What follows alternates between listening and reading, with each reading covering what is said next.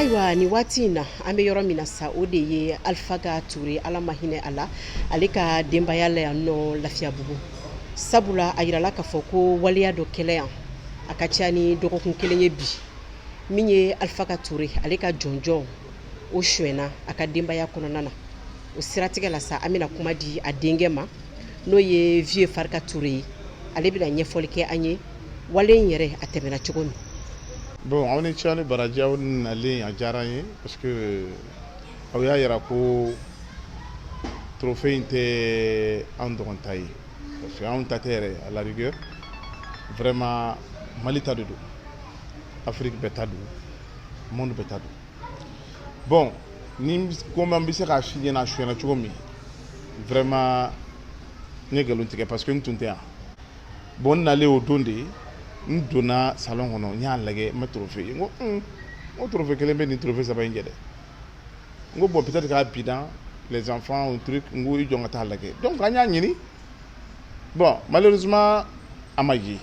pendant une semaine on peut gagner ni à Maïe presque 10 jours nous faisons quoi ça vraiment tu sais à tout le temps ya t'as donc fana moi on bena durant hanata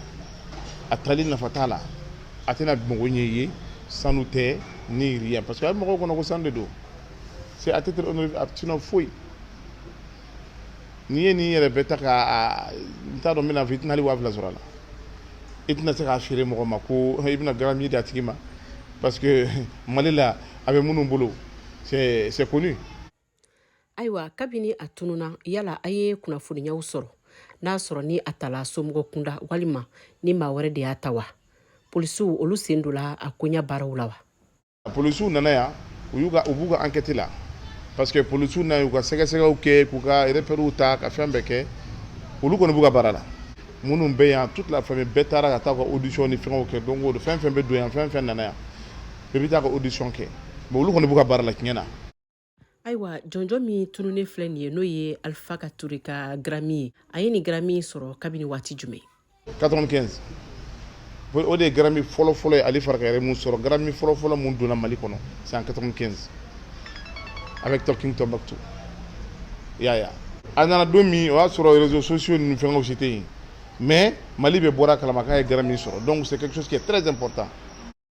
Kumakan laban jumɛn b'i bolo ka ɲɛsin maliyɛnw ma. An bɛ fɛn fɛn ɲini bi mun y'a ta a y'a ta cogo min a k'a bila ten hali n'a y'a den ka di denmisɛnnin dɔ ko ka n'a di yan problème t'a la an tɛ problème an bɛ k'a ɲini dɔrɔn au moins a ka bila yan maintenant n'a nana ni mun kan ka kɛ sa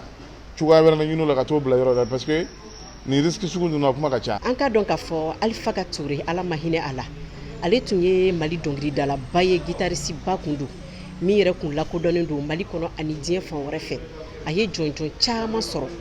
nka ni waati in na jɔnjɔn min talen filɛ nin ye a ka denbaya kɔnɔna na a ɲininen don